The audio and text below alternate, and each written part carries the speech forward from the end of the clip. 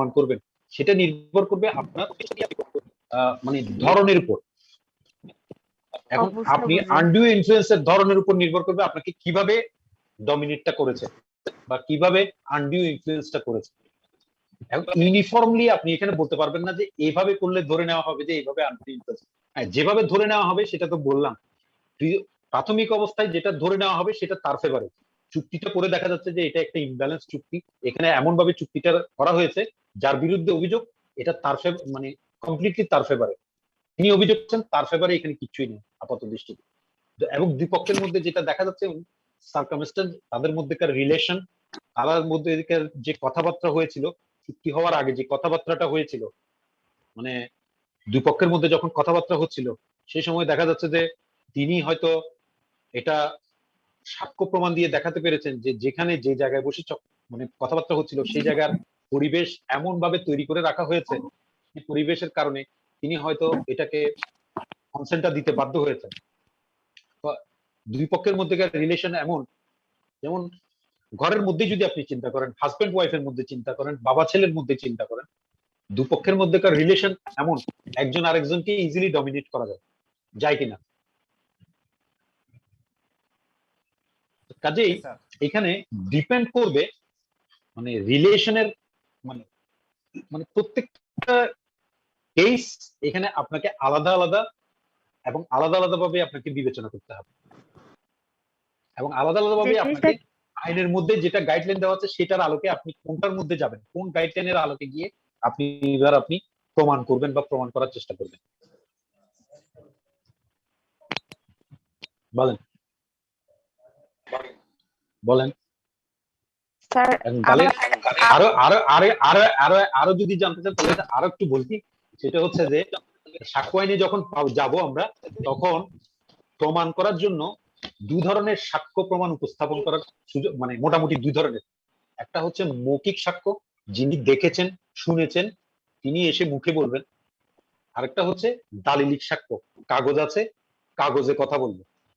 আপাতত এইটুকু, এর বেশি বলতে গেলে আবার আমাকে এখন চুক্তি আইন ছেড়ে সাক্ষ্য আইনে চলে যেতে হবে। বলেন, আচ্ছা তারপরে বলেন আরো যদি এখন বলেন দেখি আরো ক্লিয়ার করতে পারি কিনা আপনার। স্যার এখানে আইন ঘটনাকে সাজাচ্ছে নাকি ঘটনা আইনকে সাজাই দিচ্ছে?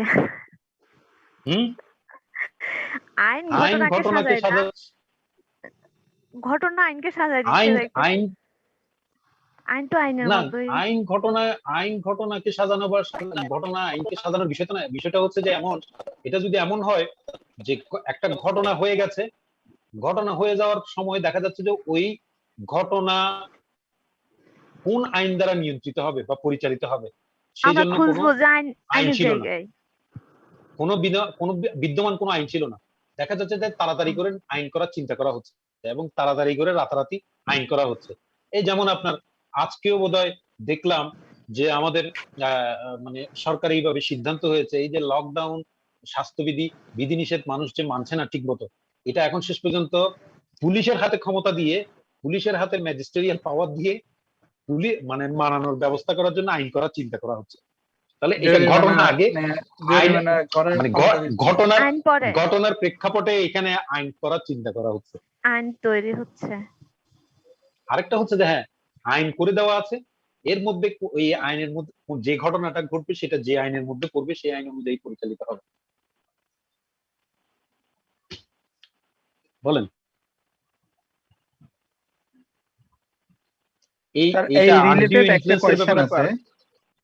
বলেন স্যার, সেটা হচ্ছে চুক্তি তো হয়ে গেল, ধরে নিলাম যে স্যার এই মাসে একটা চুক্তি হয়েছে, এটা কার্যকর হওয়ার কথা আগামী মাসে, তাইলে আগামী মাসে উনি ওনার শর্তগুলো ফার্স্ট পার্টি ফুলফিল করতে পারে নাই, এটা কতদিনের মধ্যে এই চুক্তিটা ভয়েড করা যাবে, বাতিল করা যাবে, এরকম কোন টাইম টেবিল আছে স্যার? মানে রদ করার কথা বলছেন, মানে কতদিনের মধ্যে রদ করার জন্য মামলা করতে পারবে, মামলা করতে পারবে? এটা হচ্ছে যে আপনারা ওই তামাদি আইন যখন পড়বেন ফাইনাল ইয়ারে, সেই তামাদি আইনের মধ্যে গিয়ে পাবেন এটা 1 বছর সময় পাওয়া যাবে। আচ্ছা আচ্ছা, ফাইনাল ইয়ারের পড়ালেখা সবটা এখন করে ফেলতে হচ্ছে। না ঠিক আছে sir, thank you sir. Sir আমাদের ফাইনাল ইয়ারে কি এমসিকিউ আছে? হ্যাঁ এমসিকিউ আছে? এমসিকিউ এখানে নাই, এমসিকিউ সব আপনার অ্যাডভোকেটশিপ পরীক্ষা। এখানে ও মানে আচ্ছা আচ্ছা। আপনাদের এলএলবি তে স্যার কোনো আমরা এমসিকিউ দোনোটা নেই। আমরা দোনোটা ইয়ারেতে কি থিওরিতে করব, পরীক্ষা দিব? না, ফাইনাল ইয়ারে মানে গিয়ে আপনারা পাবেন, ভাইভাও আছে। ভাইবা আছে? জি জি। আচ্ছা। আর আমার একটা বিষয় জানার ভাইবা ছিল স্যার। ভাইবার কথা যখন উঠছে, এখন বলে রাখি, এই যে আলোচনাগুলো করতেছি, এটা যদি আমার সাথে করেন, এখানে আপনাদের কিন্তু এগুলোর উত্তর দিতে হবে।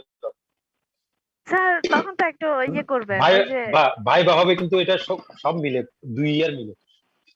ও, স্যার তখন তো 6 মাসের জন্য আমাদের থাকবে না, মানে প্র্যাকটিক্যাল কি? থাকবে না? 6 মাসের জন্য নাকি ইন্টার্নশিপ প্র্যাকটিক্যাল থাকে? ইন্টার্নশিপ হ্যাঁ হ্যাঁ, না না না, ইন্টার্নিং এর কথা। এলএলবি এলএলবি পরীক্ষার ভাইয়ের সাথে এটা ইন্টার্নশিপের হচ্ছে কোনো সম্পর্ক নেই। অ্যাডভোকেটশিপ নেওয়ার জন্য ইন্টার্নশিপ 6 হচ্ছে মাসের প্র্যাকটিক্যাল। অ্যাডভোকেটশিপের ইন্টার্নশিপ করতে আপনাকে প্রথমে এলএলবি পরীক্ষা অ্যাপিয়ার করেছেন, এটা সার্টিফিকেট থাকতে হবে। ও, আমার একটা মানে বিষয় এরপরে স্যার জানার ছিল। অ্যাপ্রেন্টিসশিপের এই দুইটা ইয়ারের মধ্যে তাহলে আর কোনো কিছু নাই? ফার্স্ট ইয়ারে আপনাদের কোনো ভাইবা টাইবা কিছু না, ফার্স্ট ইয়ারে হচ্ছে সব থিওরি। না, আপনারা সিলেবাস পান নাই? সিলেবাসের মধ্যে তো বোধহয় আপনাদের ওই জাতীয় বিশ্ববিদ্যালয়ের স্যার পরীক্ষার অনেকের মডিউলটা দেওয়া আছে। স্যার এটা সবার জন্য পাওয়া হয়নি তো, সবাই আচ্ছা আচ্ছা, পায়নি তো ঠিক সিলেবাসটা। আছে, যখন অ্যাপিয়ার পাবেন তখন তো এটা, আপাতত পরীক্ষা তো এখন অনেক দেরি আছে, এখন পরীক্ষা জি চিন্তা স্যার। করে লাভ নেই। স্যার স্যার আমার একটা বিষয় জানার ছিল স্যার। জি জি, বলেন বলেন। Sure. স্যার আমরা যারা এই পাস কোর্সটা করছি স্যার 2 বছরের, তারা কি স্যার বিজেএস পরীক্ষাটা কি আমরা দিতে পারবো? আর অ্যাডভোকেটশিপের স্যার বয়স সীমা কতটুকু অ্যাডভোকেটশিপ পাওয়ার জন্য পরীক্ষা যেটা দেব?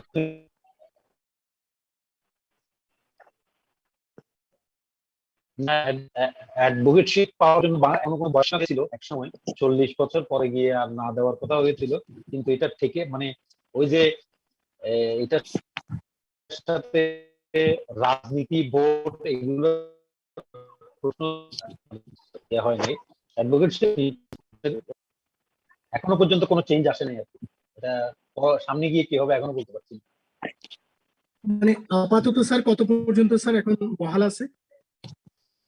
না বাবু, ওই তো বললাম তো আপনাকে, মিনিমাম আপনি এলএলবি পাস ডিগ্রি থাকতে হবে। এই অ্যাডভোকেটশিপের জন্য আপনাকে এলএলবি অনার্স বা এলএলবি ডিগ্রি থাকতে হবে। মানে আর স্যার বিজেএস পরীক্ষাটা আমি স্যার একটু কথাটা ধরতে পারি না, হয়তো আমার এখানে আসতেছিল না ভালো করে। না, বিজেএস পরীক্ষাটা কেমন? পরীক্ষা আপনি আপনার আপনি এখনো পর্যন্ত জানতে পারা যায় চাচ্ছিলেন স্যার যে আপনি বয়স থাকলে। জুডিশিয়াল সার্ভিসের জন্য আপনি অ্যাপিয়ার করতে পারবেন কিনা? হ্যাঁ, ওখানে বয়সসীমা, ওখানে বয়সসীমা আছে, ওখানে বয়সসীমা আছে, ওখানে সম্ভবত এটা সরকারি চাকরির 30 বয়স। মনে হয়, আমি শিওর না।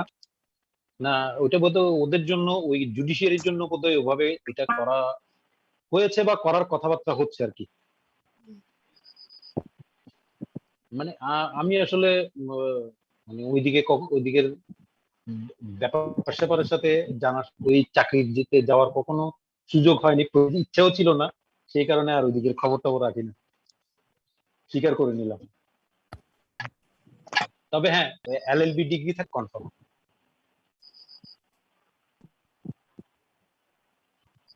আর কোনো প্রশ্ন? মানে আজকের আলোচনা আসসালামু আলাইকুম স্যার।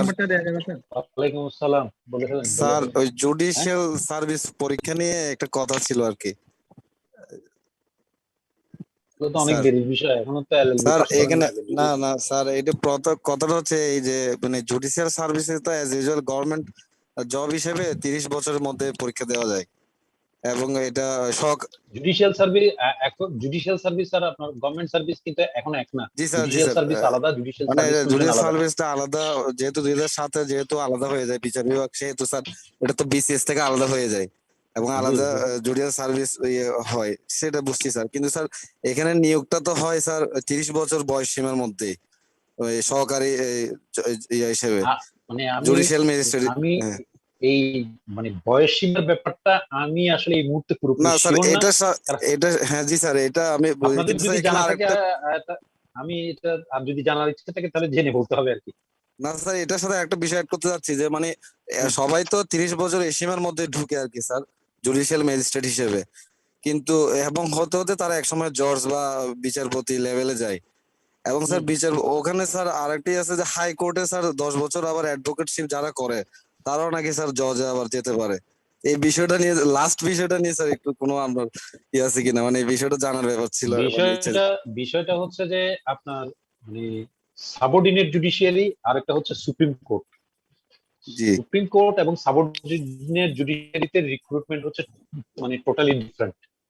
আপনার সুপ্রিম কোর্টের রিক্রুটমেন্টটা হচ্ছে কমপ্লিটলি আপনারা দেখবেন সংবিধান যেখানে পড়বেন, সংবিধানে যখন আপনারা বিচার বিভাগের মধ্যে যাবেন, মানে ওখানে আপনারা দেখবেন মানে এই মূলত এই সুপ্রিম কোর্টের রিক্রুটমেন্টের বিষয়টা কিন্তু ওখানে।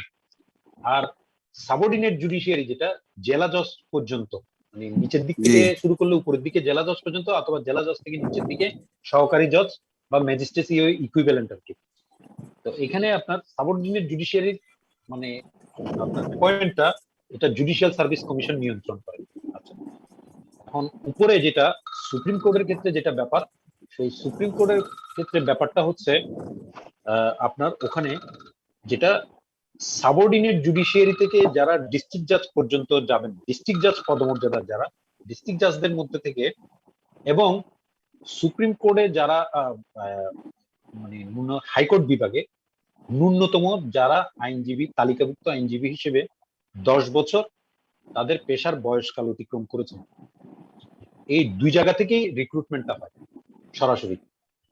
মানে রাষ্ট্রপতি মানে সরকার তথা আইন মন্ত্রণালয়ের পরামর্শ ক্রমে এই নিয়োগটা দিয়ে থাকে। জি স্যার, বুঝতে পারছি। Thank you sir.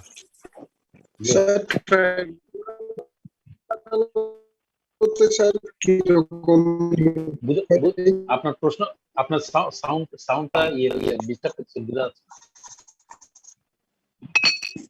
ট্রাইব্যুনাল আদালত স্যার। হ্যাঁ, রেগুলার স্যার ট্রাইব্যুনাল আদালত স্যার। ট্রাইব্যুনাল আদালতে কিভাবে বিচারক নিয়োগ হয় স্যার? ট্রাইব্যুনালে কিভাবে বিচারক নিয়োগ হয়? ট্রাইব্যুনালে নিয়োগ হয় যে আইন দ্বারা ওই ট্রাইব্যুনালটা গঠন করা হচ্ছে, ওই আইনে আপনার বিচারক নিয়োগের পদ্ধতির কথা যেভাবে বলা থাকে সেভাবে। এটা যদি হয় যে আপনার সাবঅর্ডিনেট জুডিশিয়ারি বা অধস্তন বিচার বিভাগ থেকে, তাহলে অধস্তন বিচার বিভাগ থেকে হবে। আর যদি এটা বলা হয় যে উপর থেকে সুপ্রিম কোর্ট বা হাইকোর্ট বিভাগের, যেমন আপনার যুদ্ধাপরাধ ট্রাইব্যুনালে ওখানে হচ্ছে মানে হাইকোর্টে বিচারক হিসেবে কার্যরত আছেন এরকম বিচারকদের মধ্যে থেকে। ঠিক আছে স্যার? জি স্যার, থ্যাংক ইউ স্যার। এটা হচ্ছে সংশ্লিষ্ট আইনে যেভাবে বলা থাকে। আপনাদের তো প্রশ্ন তো সব মানে মানে সাবজেক্টের সাথে রিলেটেড কোনো প্রশ্ন তো নাই। এই সাবজেক্ট মানে টপিকসটা কি আলোচনা কি বোঝাতে পারি নাই নাকি বুঝে গেছে? বোঝাতে পারি নাই নাকি বুঝে গেছি স্যার স্যার। আমাদের প্রশ্নগুলো একটু সাবজেক্টের সাথে সম্পর্ক আছে। বোঝা যাচ্ছে না? আপনার সাউন্ডটা ক্লিয়ার না। আমি এই আইন থেকে প্রশ্নটা করতে যাচ্ছি, প্রশ্নের সাথে প্রশ্ন বুঝতেই পারছি না, আপনার সাউন্ডটা কমপ্লিট ভেঙে যাচ্ছে। স্যার একটা পার্সোনাল নাম্বারটা কি দেওয়া যাবে স্যার আমাদের গ্রুপে? হ্যাঁ, পার্সোনাল নাম্বার কি বেশি দরকার? নাম্বার কি বেশি দরকার? একটু ভালো হতো। সপ্তাহে তো একদিন দেখা হচ্ছে তো। হ্যাঁ স্যার পেলে একটু ভালো হতো। সপ্তাহে তো একদিন দেখা হচ্ছে স্যার। নন একাডেমিক বিষয়টা এটা দিয়ে হবে না? কিভাবে পাবো? নন একাডেমিক বলেন কি বিষয় বলতে চাচ্ছেন, বলেন।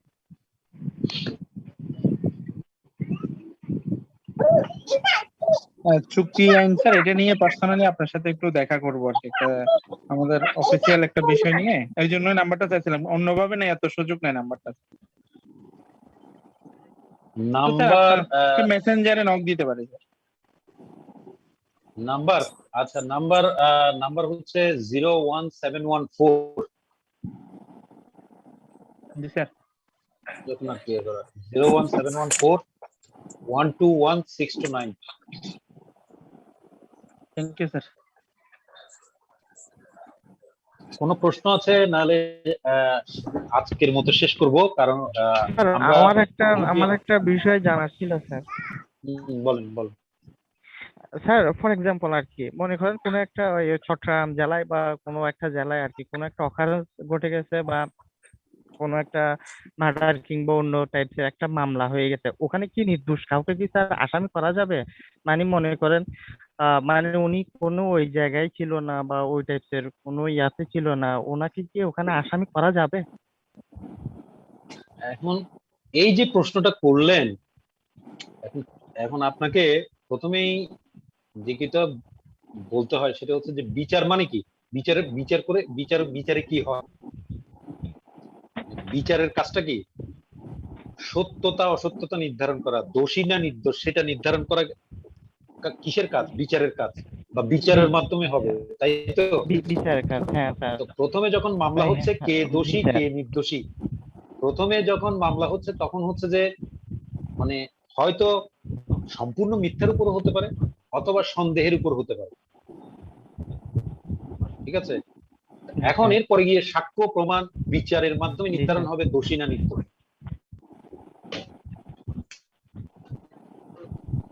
স্যার আমাদের আজকের আর সম্পূর্ণ কিছু আছে? আলোচনাটার একটা সামারি করা যাবে স্যার? সামারি বলা যাবে স্যার আজকের সম্পূর্ণ আলোচনাটার? সম্পূর্ণ আলোচনার সামারি বলতে আমরা ফ্রি কনসেন্ট, মানে একটা চুক্তি করার ব্যাপারে যারা চুক্তির পক্ষ তাদের ফ্রি কনসেন্ট থাকতে হবে, এটা হচ্ছে প্রথম কথা। এখন ফ্রি কনসেন্ট জিনিসটা কি সেটা যখন আমরা দেখতে যাচ্ছি তখন আমরা যেটা পাচ্ছি 14 ধারাতে যেটা বলছে যে 5 ধরনের সিচুয়েশনের কথা বলা হচ্ছে যে এগুলোর কোনো একটার মাধ্যমে বা কোনো একটার কারণে যদি বা কোনো একটা কারণের দ্বারা যদি পরিচালিত হয়ে চুক্তির কোনো এক পক্ষ তার সম্মতিটা দিয়ে থাকেন, সেটা তিনি স্বেচ্ছায় দিয়েছেন বা ফ্রিলি দিয়েছেন, এটা ধরে নেওয়া যাবে না। 5টা কাজের মধ্যে আমরা পেয়েছি কোয়েশ্চেন বা ভয়ভীতির মাধ্যমে যদি সম্মতি আদায় করা হয়, 2 নম্বর হচ্ছে আনডিউ ইনফ্লুয়েন্সের মাধ্যমে বা অনৈতিক প্রভাবের মাধ্যমে যদি সম্মতিটা আদায় করা হয়। বাকি 3টা আমরা এখনো আমরা আজকে আলোচনা করছি না, এগুলো আগামী দিন আমরা একদিনে যদি পারি, না হয় ধারাবাহিকভাবে আমাদের চলবে। ফ্রড, মিসরিপ্রেজেন্টেশন, মিস্টেক, তাহলে এই 5টার মধ্যে আমরা প্রথম যেটা দেখতে পেলাম, বলেন স্যার আমাদের এই এই কন্ট্রাক্ট লটা স্যার এই টর্ট ল এর সাথে কি রিলেটেড? না, দুটো রিলেটেড বলতে মানে আপনাদের সাবজেক্ট পেপারের মধ্যে একসাথে করা রাখা হয়েছে, বাট দুটো তো ভিন্ন বিষয়, দুটো ভিন্ন আলাদা আলাদা আলাদা আইনের মাধ্যমে কমপ্লিট ভিন্ন। এটা যখন স্যার দুইটাই কি ফৌজদারিতে পড়ে না? আচ্ছা, সামারি যেটা দুইটাই বলতে ফৌজদারি। বলছিলেন, দুটাই ফৌজদারি বলা যাবে না, দুটো ফৌজদারি, হ্যাঁ দুটোকে কেন্দ্র করে ফৌজদারি অপরাধ হতে পারে সেটা বলা যাবে। আপাতত এটুকু জানেন, মানে দুটো ফৌজদারি না, দুটোকে কেন্দ্র করে ফৌজদারি অপরাধও হতে পারে। Thank you. আচ্ছা, সামারি যেটা বলতে বলছিলেন, সামারির মধ্যে যেটা বলছিলাম কোয়েশ্চেনের মধ্যে আমরা যেটা পেয়েছি যে ভয়ভীতি, কোন কাজগুলোকে ভয়ভীতি হিসেবে গণ্য করা হবে, যেটাতে পাচ্ছি যে আমরা যে আমাদের অপরাধ নির্ধারণকারী এবং প্রতিকার বিধানকারী যে আমাদের প্রচলিত যে মূল আইনটা আছে দণ্ডবিধি, সেই দণ্ডবিধিতে বর্ণিত যে অপরাধগুলো আছে সেই অপরাধগুলো করা বা করার হুমকি দেওয়ার মাধ্যমে অথবা কারো কোনো সম্পত্তি আটকে রেখে বা আটকে রাখার হুমকি দিয়ে যদি তার কাছ থেকে সম্মতিটা আদায় করা হয়, তাহলে সেটা ভয়ভীতির মাধ্যমে আদায় করা হয়েছে, এটা ধরে নেওয়া হবে। এবং এই ভয়ভীতিটা যেখানে যেই জায়গায় যেই স্থানে এই ভয়ভীতির মাধ্যমে তার সম্মতিটা আদায় করা হয়েছে সেখানে যদি এই আইন কার্যকর নাও থাকে, তারপরেও সেটা বিবেচ্য বিষয় হবে না। ভয়ভীতির মাধ্যমে সম্মতিটা আদায় করা, ওই কাজটা হলেই ভয়ভীতির মাধ্যমে সম্মতিটা আদায় করা হয়েছে মর্মে ধরে নেওয়া হবে। দেন আনডিউ ইনফ্লুয়েন্সের মধ্যে আমরা যেটা পেয়েছি সেটা হচ্ছে যে দুপক্ষের মধ্যে সম্পর্কের কারণে দেখা যাচ্ছে একজন আরেকজনকে ডমিনেট করতে পারছে, এবং এই ডমিনেট করার মাধ্যমে যদি তার কাছ থেকে অনৈতিক সুবিধা নেওয়ার উদ্দেশ্য নিয়ে যদি তার সম্মতিটা আদায় করে তাকে চুক্তিটা করতে বাধ্য করা হয় বা তাকে চুক্তিতে আনা হয়, তাহলে সেই চুক্তিটা তার কনসেন্টটা আনডিউ ইনফ্লুয়েন্সের মাধ্যমে নেওয়া হয়েছে বা তাকে আনডিউ ইনফ্লুয়েন্সের মাধ্যমে চুক্তিটা করানো হয়েছে বলে ধরে নেওয়া হবে। তো সেটার মধ্যে আমরা যেটা পেলাম সেটা হচ্ছে যে এই যে প্রাথমিক অবস্থায় যেটা দেখা যাচ্ছে যে দুপক্ষের মধ্যে যে রিলেশনের কারণে যদি দেখা যায় যে চুক্তিটার এমন অবস্থা বা চুক্তিটা যেটা করা হয়েছে সেটা পারফেক্টলি ইমব্যালেন্সড, অর্থাৎ একজনের পক্ষে হেলে আছে, আরেকজনের পক্ষে কিছুই নেই, পাল্লা যেরকম উপর নিচে হলে যেরকম অবস্থা হয়, দুপক্ষের মধ্যে যখন তাদের মধ্যে কথাবার্তা হচ্ছিল চুক্তি করার ব্যাপারে, তাদের চুক্তি করার আগে তাদের পারস্পরিক অবস্থান সম্পর্ক ইত্যাদি, এবং পার্টিকুলারলি দেখা যাচ্ছে কোন ধরনের অর্থনৈতিক চাপে পড়ে তিনি চুক্তিটা করতে বাধ্য হয়েছেন। দেখা যাচ্ছে যে সে মানে টাকার খুব প্রয়োজন তার, এবং এত বেশি প্রয়োজন, এখন এই প্রয়োজনটাকে ব্যবহার করে তাকে যিনি চুক্তি করছেন বলছেন যে তোমার সম্পত্তি তুমি টাকার প্রয়োজনে বিক্রি করবে, বলছো ঠিক আছে তোমার টাকার দরকার, এখন আমি এত হলে নিব না, এর বেশি হলে আমি দিব। এখন সে চিন্তা করছে এখন এই মুহূর্তে আমার জীবন মরণ সমস্যা, আমার হয়তো রোগী হসপিটালে আছে, তার ট্রিটমেন্ট করতে হবে, বা এমন একটা মানে সমস্যার মধ্যে আছি, এই মুহূর্তে সে যা বলছে তাতে আমার রাজি হওয়া ছাড়া উপায় দেখছি না। এই যে সিচুয়েশনটা ক্যাপিটালাইজ করে সে মোটামুটি আমাকে ইনফ্লুয়েন্স করে আনডিউ ইনফ্লুয়েন্সের মাধ্যমে আমাকে দিয়ে চুক্তিটা করিয়ে নিয়েছে। তার যেটা বলা হচ্ছে যে পর্দানুসীন মহিলা যদি হয়ে থাকেন, প্রাথমিক অবস্থায় ধরে নেওয়া হবে যে প্রিজিউম করা হবে যে এই চুক্তিটা আনডিউ ইনফ্লুয়েন্সের মাধ্যমে করানো হয়েছে। সেক্ষেত্রে যিনি অপরপক্ষ যিনি বলছেন যে চুক্তিটা এটা যথাযথভাবে করা হয়েছে এবং এটা আর কোনো ধরনের আনডিউ ইনফ্লুয়েন্স করা হয়নি, এটা তাকেই প্রমাণ করতে হবে, বার্ডেন অফ প্রুফটা তার উপরেই থাকবে যে তিনি এই তার সুযোগ থাকা সত্ত্বেও আনডিউ ইনফ্লুয়েন্স তৈরি করার মাধ্যমে তার কনসেন্ট নেওয়ার এবং তার কাছ থেকে অনৈতিক সুবিধা নেওয়ার সুযোগ থাকা সত্ত্বেও সে এগুলোর কোনো দিকেই যায়নি। সে কমপ্লিটলি সরল বিশ্বাসে সে যা বলেছে উনি তাই মেনে নিয়েছেন, মেনে নিয়ে তিনি চুক্তিটা করেছেন, করে এখন তিনি এসে বলছেন যে এই চুক্তিটা তার কাছ থেকে তাকে দিয়ে আনডিউ ইনফ্লুয়েন্সের মাধ্যমে তার কনসেন্ট নিয়ে তাকে দিয়ে করানো হয়েছে। আচ্ছা, এখানে ছোট্ট আরেকটা বিষয় বলে রাখি, সেই বিষয়টা হচ্ছে সামারাইজ করতে বলতে ভালোই হলো, সেটা হচ্ছে এই যে বার্ডেন অফ প্রুফের কথা যেটা বলছিলাম, সেই বার্ডেন অফ প্রুফের মধ্যে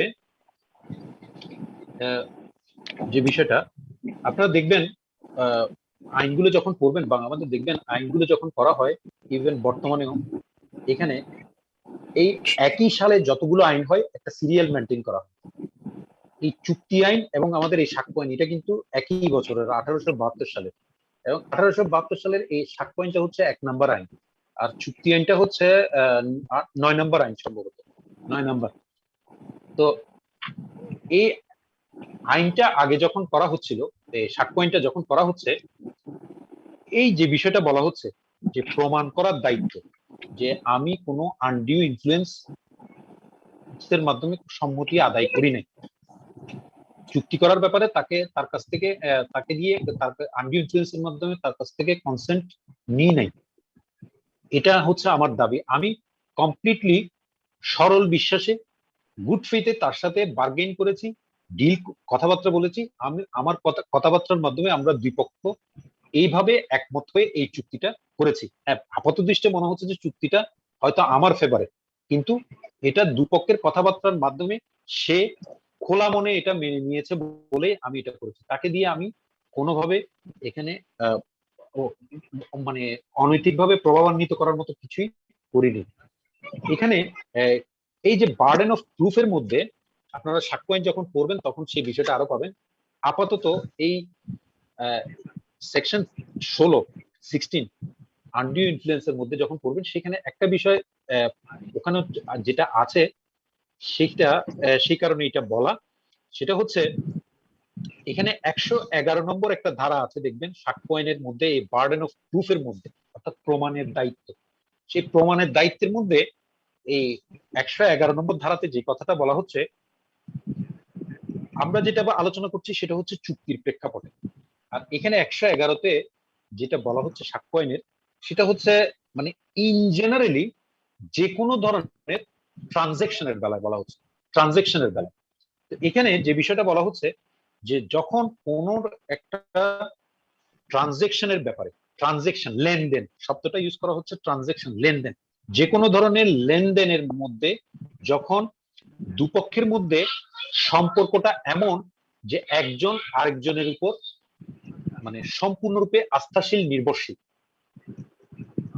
একজন আরেকজনের উপর সম্পূর্ণরূপে আস্থাশীল বা নির্ভরশীল, এবং আস্থাশীল এবং নির্ভরশীল এই কারণে তিনি এটার সুযোগ নিয়ে তাকে কোনোভাবে এই লেনদেনে আসতে বাধ্য করেন নাই, অর্থাৎ তিনি সম্পূর্ণরূপে গুড ফেইথ বা সরল বিশ্বাসে কাজ করেছেন, এটা প্রমাণ করার দায়িত্ব তার।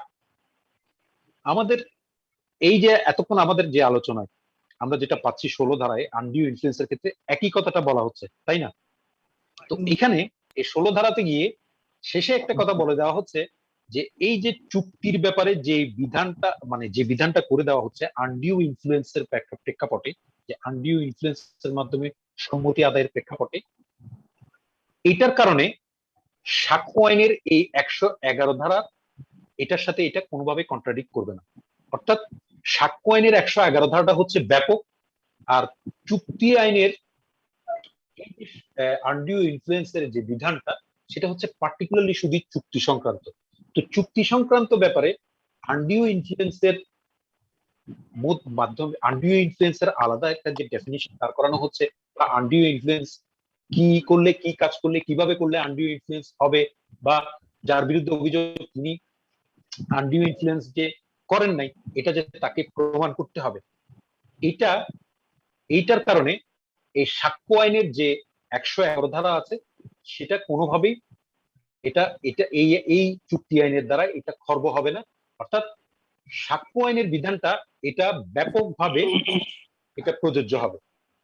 যে কোনো ধরনের লেনদেনের ক্ষেত্রে, যে কোনো ধরনের চুক্তির ক্ষেত্রে আমাদেরকে যেটা ধরে নিতে হবে মানে দুটোকে মিলিয়ে, যে আমি চুক্তিটা করার ব্যাপারে কোন ধরনের আনডিউ ইনফ্লুয়েন্স আমি এখানে খাটাইনি, আমি সম্পূর্ণরূপে গুড ফেইথে আমি তার সাথে চুক্তিটা করেছি, তাকে দিয়ে আর তার সাথে আমার সাথে খোলাখুলি ভাবে কথাবার্তা হয়েছে, এবং খোলাখুলি ভাবে সে কথাবার্তার মাধ্যমে সে সম্মতি দিয়ে চুক্তিটা করেছে। সুতরাং আমি কাজ করেছি, আমি গুড ফেইথে কাজ করেছি, আমি এখানে আনডিউ ইনফ্লুয়েন্সের কোনো কাজ করিনি। স্যার আনডিউ ইনফ্লুয়েন্স যেটা স্যার ওটার স্যার শেষ ফলাফল যদি দেখা যাচ্ছে স্যার ওই সম্মতি গ্রহণের ক্ষেত্রে স্যার আনডিউ ইনফ্লুয়েন্স প্রয়োগ করা হয়েছে, তো স্যার এটাকে স্যার ভয়েডেবল হবে নাকি ভয়েড হয়ে যাবে চুক্তিটা? সেটা তো প্রথমেই বলেছিলাম যে এখন আমার অপশন হচ্ছে তার জন্য। এখন তিনি যদি বলেন যে না ঠিক আছে আনডিউ ইনফ্লুয়েন্স করা হলেও আমি এটা মেনে নিচ্ছি, এটা আর এটার বিরুদ্ধে কোনো কথা বলছি না, এটা নিয়ে কোনো প্রতিকার দাবি করছি না, আমি চুক্তি মেনে নিচ্ছি, তাহলে আর কোনো কথা নেই। আর তিনি যদি বলেন যে আমি মানবো না, তাহলে এটা ভয়েডেবল, অর্থাৎ এটা অপশনটা তার। তিনি যদি বলেন যে না আমি চুক্তি মানবো না, এই চুক্তিটা এইভাবে করে আনডিউ ইনফ্লুয়েন্সের মাধ্যমে আমার কাছ থেকে এটা সম্মতি নিয়ে করা হয়েছে, এটা ভয়েডেবল, এটা তিনি যদি প্রতিকার দাবি করেন তাহলে আদালতই এটা সিদ্ধান্ত দিবেন যে চুক্তিটা থাকবে নাকি এটা রিসাইন্ড বা রদ হয়ে যাবে। তাহলে স্যার ওটা তো ভয়েড হওয়ার কোনো সুযোগ নাই। না, এটা তো বলেছি আপনাকে, এটা ভয়েডের বিষয় নেই এখানে, কারণ এখানে হচ্ছে সর্বোচ্চ হলে হ্যাঁ সেটাই বলছি যে কোয়েশ্চেন, ভয়ভীতি, আনডিউ ইনফ্লুয়েন্স এবং এর পরবর্তীতে আমরা ফ্রড, মিসরিপ্রেজেন্টেশন, এই চারটা ক্ষেত্রে যখন কনসেন্ট নেওয়া হবে, এই চারটা ক্ষেত্রে বলা হচ্ছে যে এটা ভয়েডেবল, অর্থাৎ যার কনসেন্ট নেওয়া হয়েছে তিনি চাইলে এটা না মানার দিকেও যেতে পারবেন, আবার তিনি যদি বলেন যে আমি মেনে নেবো, মেনে নিতে পারবেন। তিনি যদি মেনে নেন আর কোনো কথা নেই, আর তিনি যদি না মানেন তখন হচ্ছে তাকে এবার এটা তিনি যদি বলেন যে না, আমি মানবো না, তাহলে তিনি এটা রদ করার জন্য বা রিসাইন করার জন্য, যেটা বললাম যে 19 ক ধারাতেই বলা আছে, তিনি এটা রিসাইন করার জন্য পদক্ষেপ নিতে পারেন। স্যার আমার আনডিউ ইনফ্লুয়েন্সের উপর স্যার একটা প্রশ্ন ছিল, সেটা হচ্ছে স্যার কোন স্ত্রী স্যার কাবিননামার উপরে যে চুক্তিটা আছে স্যার, তো কাবিননামার ক্ষেত্রে দেখা গেল কি স্যার, যেটা পরবর্তীতে যেটা পরিশোধ করে, ওটার ক্ষেত্রে দেখা গেল স্যার স্বামী স্ত্রীর মধ্যে যখন স্যার খুব ভালো সম্পর্ক, হ্যাঁ, তখন দেখা গেল স্বামী চালাকি করে করছে কি, মানে সম্পর্কের জেরে ধরেন করছে কি কাবিনের সব টাকাটা মাফ করাই দিচ্ছে চুক্তির মাধ্যমে। তো গেল 10-15 বছর পরে দেখা গেল কি স্বামী স্ত্রীর মধ্যে যে আন্ডারস্ট্যান্ডিং ওটা স্যার নাই, এখন আর ঝগড়া বিবাদের মধ্যে লিপ্ত হয়ে গেছে ওটা এখন। তো এক পর্যায়ে দেখা গেল ওটা ডিভোর্সের ক্ষেত্রে চলে গেল। তো এখন স্যার স্ত্রী স্যার এখন ওই চুক্তিটাকে কি স্যার আনডিউ ইনফ্লুয়েন্সের আওতায় স্যার মামলা করতে পারবে কিনা, অভিযোগ করতে পারবে কিনা? শুনেন, এখানে একটু আগে বোধহয় আরেকজন যিনি প্রশ্ন করেছিলেন যে উনি প্রশ্ন করার সময় উনি জিজ্ঞেস করেছেন কতদিনের মধ্যে এটা প্রতিকার চাওয়া যাবে। বলেছি বোধহয় যে এক বছরের মধ্যে এটা প্রতিকার চাওয়া যাবে। আচ্ছা, আপনি এখন যে কথাটা বললেন সেই কথা প্রেক্ষাপটে আপনাকে বলি। মনে কর এর আগে বোধহয় আপনাদেরকে আরেকদিন বলেছিলাম যে এই সাক্ষ্য আইনে, মানে এই যে আপনি এখন বলছেন যে আনডিউ ইনফ্লুয়েন্সের মাধ্যমে আমাকে দিয়ে এটা করানো হয়েছে, এটা আপনি যখন আদালতে যাবেন, ঠিক আছে, আদালতে গিয়ে যাওয়ার পরে হাজবেন্ড কি বলবেন? হাজবেন্ড বলবেন যে আপনি এই সাক্ষ্য আইনের 115 ধারার বিধান অনুযায়ী, এটাকে বলা হচ্ছে স্টোপেল, অর্থাৎ আপনি যে আজকে যে স্ট্যান্ড নিয়েছেন সেই স্ট্যান্ড আপনি এখন আর পরিবর্তন করতে পারবেন না, ঠিক আছে? আপনি যখন এইটা করেছেন, এই দেনমোহর মাফ করে দিয়ে আমার সাথে চুক্তি করেছেন, তখন আপনার সাথে আমার সাথে সম্পর্ক ভালো ছিল, সবকিছু ভালো ছিল, সেইটার কনসিডারেশন হিসেবে আপনি এটা করেছেন, তাই তো? এবং ইভেন আমাদের পবিত্র কোরআন শরীফও আমরা যখন দেখি, সূরা নিসাতে দেখি, সূরা তালাকে দেখি, এখানে এটার পারমিশন দেওয়া আছে যে স্ত্রী চাইলে তার মোহরানা থেকে কিছু মাফ করে দিতে পারবে হাজবেন্ডকে। এটা বেআইনি কোনো বিষয় না। এখন আপনি যদি 10-15 বছর গিয়ে বলেন, পরে গিয়ে যদি বলেন যে আনডিউ ইনফ্লুয়েন্সের মাধ্যমে এটাকে আমাকে করানো হয়েছে, আনডিউ ইনফ্লুয়েন্সের মাধ্যমে, এখন আপনি বলেন এই যে এটা 1 বছরের কথা বললাম সেটা, প্লাস এখন এই যে সাক্ষ্য আইনের যে বিধিবিধান, এইটার প্রেক্ষাপটে এখন এই 10 বছর পরে গিয়ে কি এটা টিকবে কিনা? তাহলে স্যার ওটা যেহেতু স্যার 1 বছর উত্তীর্ণ হয়ে গেছে, সেহেতু স্যার আর টিকবে না। হ্যাঁ, একটা হইতে পারে যদি এটা মানে এমন হয় যে দেখা যাচ্ছে যে সেটা করেছে ওইরকম যে দেখা যাচ্ছে যে তাকে মানে লিখিয়ে নিয়েছে তোমার দেনমোহরের সমস্ত টাকা পয়সা পরিশোধ করিয়ে দেওয়া হয়েছে মর্মে গণ্য হইবে, অর্থাৎ আমি দেনমোহরের সমস্ত টাকা পয়সা বুঝিয়ে পাইয়াছি মর্মে গণ্য হইবে, স্ত্রী লিখে দিল। এই জায়গায় এসে এবার যেটা হবে, তিনি একটা চান্স নিতে পারেন যে তিনি আদালতে গিয়ে বলতে পারেন যে না ঠিক আছে, এটা তিনি যে বলছেন আমাকে দেনমোহরের সমস্ত টাকা পয়সা, আমি লিখেছি দেনমোহরের সমস্ত টাকা পয়সা বুঝে পেয়েছি, তাহলে কাবিননামা অনুযায়ী দেনমোহর আর আমি যে টাকাটা পাই তিনি আমাকে কিভাবে বুঝিয়ে দিয়েছে সেটা ডকুমেন্ট দিয়ে প্রমাণ করুক। চেক দিয়েছেন, পে অর্ডার দিয়েছেন, ক্যাশ দিয়েছেন, কিভাবে দিয়েছেন, কোথায় দিয়েছেন, কোন ব্যাংকে দিয়েছেন? স্যার ক্যাশ টাকা দিছে যদি বলে সেক্ষেত্রে? আচ্ছা, এটা এখন হ্যাঁ ক্যাশ টাকা দিয়েছেন, ঠিক আছে, ক্যাশ টাকা কোথায়, এই ক্যাশ টাকা কোথায় গেল? ক্যাশ টাকা নিয়ে কি করেছি আমি? ক্যাশ টাকা দিয়েছেন, ক্যাশ টাকা দিয়ে আমি কি করেছি? এই ক্যাশ টাকা আমি কোথায় রেখেছি, কোন ব্যাংকে রেখেছি, এত টাকা ক্যাশ টাকা আমি কোথায় কি করলাম এটা দিয়ে? নিশ্চয়ই একটা কথা আছে। স্যার আদালত কি ওই স্বামীকে বলতে পারে যে আপনার টাকার উৎস কি? বলতে পারে, তবে সেই আদালতে এটার কোনো বিচার হবে না।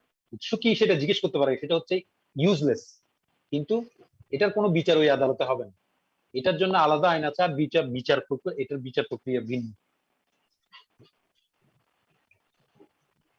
বলেন, আরো বিষয় আছে এগুলো আসলে যেভাবে শর্টকাটে আমরা আলোচনা করতে যাচ্ছেন, জানতে চাচ্ছেন, সেভাবে শর্টকাটে আলোচনা করা জানার বিষয় না।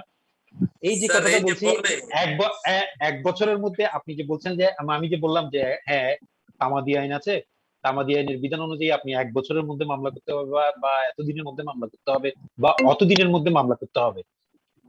এতদিনের মধ্যে আমি মামলা করতে পারি নাই। কেন পারিনি, কি কারণ? ওই ধরনের কিছু সুনির্দিষ্ট কারণের কথা আবার আইনে উল্লেখ আছে, যেগুলোর কারণে সময়টা বেড়ে যাবে।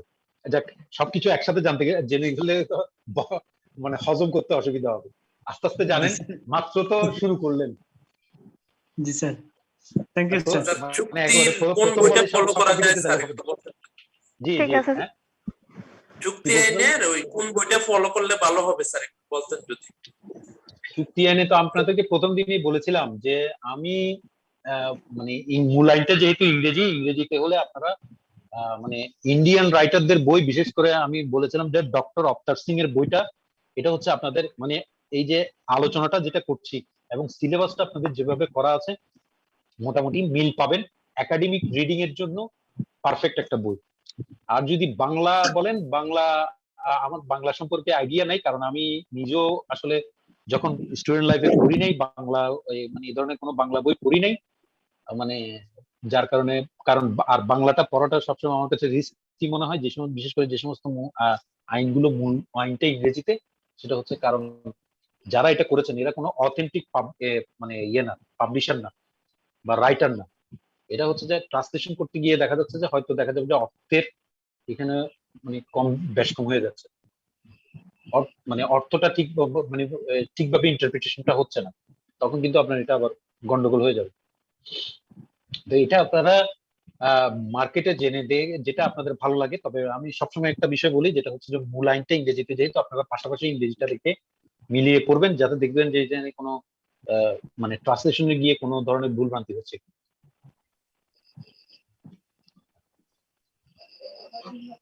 আর কোনো বিষয় আছে আজকের জন্য? শেষ করতে পারবো? না, ঠিক আছে স্যার, আজকে শেষ করেন। বাংলাদেশ জিতে যাচ্ছে স্যার, অস্ট্রেলিয়ার সাথে, এটা দেখেন বিজয়ের মুহূর্তে। স্যার আসসালামু আলাইকুম। তো খেয়াল ছিল না, নাইলে আজকে আসসালামু আলাইকুম। আমরা আগামী ক্লাসে আমরা বাকি যে 3টা মানে কনসেন্ট নেওয়ার বেলায় ফ্রড, মিসরিপ্রেজেন্টেশন, মিস্টেক, এগুলো ধারাবাহিকভাবে আলোচনা করব। আশা করি আপনারা ভালো থাকেন ইনশাআল্লাহ আগামী। ঠিক আছে স্যার। স্যার আসসালামু আলাইকুম। জি, আসসালামু আলাইকুম। ওয়া আলাইকুম আসসালাম। আসসালামু আলাইকুম সবাইকে শুভরাত্রি। আসসালামু আলাইকুম স্যার। ওয়া আলাইকুম আসসালাম।